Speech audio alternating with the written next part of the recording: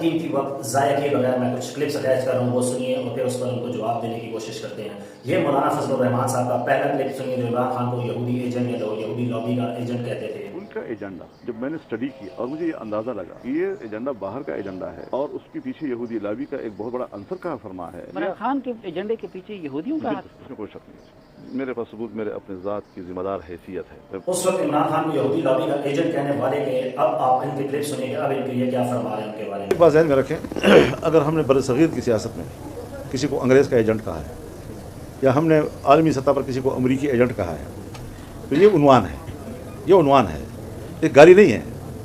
मतलब यह है कि जो आलमी सतह पर एक वर्ल्ड वाइड जो इकनॉमिक नेटवर्क है और उसके ऊपर जो जूश का एक बालादस्ती है, जब मैं देखूंगा कि मेरे मुल्क को भी उस नेटवर्क के अंदर डाला जा रहा है और यहाँ पर मैं सूद के खात्मे की बात करता हूँ और मैं मुकम्मल सतह पर आलमी सतह पर सूदी निज़ाम के अंदर जा रहा हूँ, उनकी मईशत के उसूलों के मुताबिक चलूँगा, तो इससे मेरा इख्तिलाफ होगा।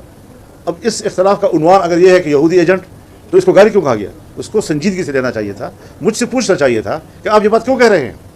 अगर मैं कहता हूँ कि कादियानियों को दोबारा मुस्लिम स्टेटस पाकिस्तान में देना ये मेरे तहफ़्फ़ुज़ात हैं, बजाय इसके कि आप मुझे उसके बदले में गालियाँ दें, आप मुझे मुतमईन करें मैं पाकिस्तान का शहरी हूँ, मेरे पीछे कुछ लोग हैं, उनकी एक सोच है, उनके तहफ़्फ़ुज़ात हैं, मैं उनकी नुमाइंदगी कर रहा हूँ।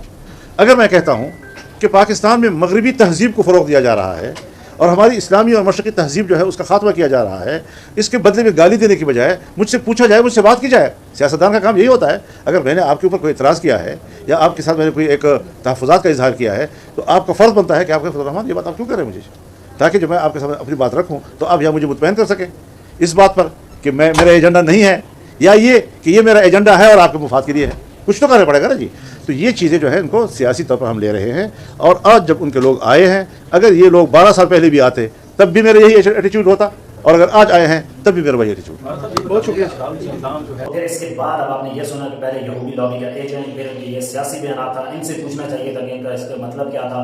मतलब आप जो बात करेंगे तो हमने तो अपने मतलब से उसको समझना कि आप कहना क्या चाह रहे हैं। और यहूदी लॉबी एजेंट का इल्ज़ाम लगाना किस कदर घिनौना हरकत है पाकिस्तान में, क्योंकि पाकिस्तान में आपको पता है कि नामूस रिसालत वगैरह जैसी घटिया तरीन चीज़ों पर, यानी ये बिल्कुल गलत है, उसका कत्ल वाजिब हो जाता है। तो ऐसे अगर आप उसको इसराइली यहूदी लॉबी का एजेंट कहते हैं तो उसमें तो कत्ल वारत भी हो सकती थी। तो बाद में इसको उन्होंने सियासी रंग दे दिया कि मेरा ये सियासी बयान था। और अब जब फ़लस्तीनियों पर नस्ल कुशी की जा रही है, ईरान पर हमले हो रहे हैं, तो अब आप इन साहब के बयान सुनिए, मौलाना फजलुर रहमान साहब का अब क्या बयान है उनके बारे में। भाइयों से और मुजाहिदीन से कहूँगा कि वो इंसानी हुकूक का एहतराम करें, उसे तहफ़्फ़ुज़ दें। तो ये हैं जनाब मौलाना फजलुर रहमान, जो खुद को 7 लाख उलमा का वारिस कहते हैं कि मैं इस वारिस हूँ 7 लाख उलमा का। पाकिस्तान में जो एक मैं मौलवी का बयान सुन रहा था, कहते हैं कि पाकिस्तान में जो हम आजकल ये गुंबद पर बैठे होते हैं, जो स्पीचेस कर रहे होते हैं, तकरीर कर रहे होते हैं, जुमे के दौरान खुतबा दे रहे होते हैं या ईदों के दरमियान खुतबा दे रहे होते हैं, कहीं पर भी कोई खुतबा हो रहा होता है, तो ये इसमें सब सारी फजलुर रहमान साहब की बदौलत है। फजलुर रहमान साहब, तो क्या फिर आपने अभी जो अमेरिका ईरान के साथ कर रहे हैं, जो फ़लस्तीन के साथ हुआ है, तो आप उसके खिलाफ क्यों आवाम को यकजा नहीं करने की कोशिश कर रहे हैं? आवाम को यकजा करें, आपको एहतजाज दें, प्रोटेस्ट रिकॉर्ड करवाएं, या आप अगर फ़लस्तीनियों को, ईरानियों को, इन्हीं को तलकीन कर रहे हैं कि आप इंसानी हकूक़ का ख्याल रखें। कितना वो ख्याल करें? वहाँ पर बेगुनाह लोगों को कत्ल किया जा रहा है, बच्चों को यतीम किया जा रहा है, ना बुजुर्गों को देखा जा रहा है, ना बच्चों को देखा जा रहा है, ना बूढ़ों को देखा जा रहा है, और आप उन्हीं को तलकीन कर रहे हैं कि इंसानी हकूक़ का ख्याल रखें।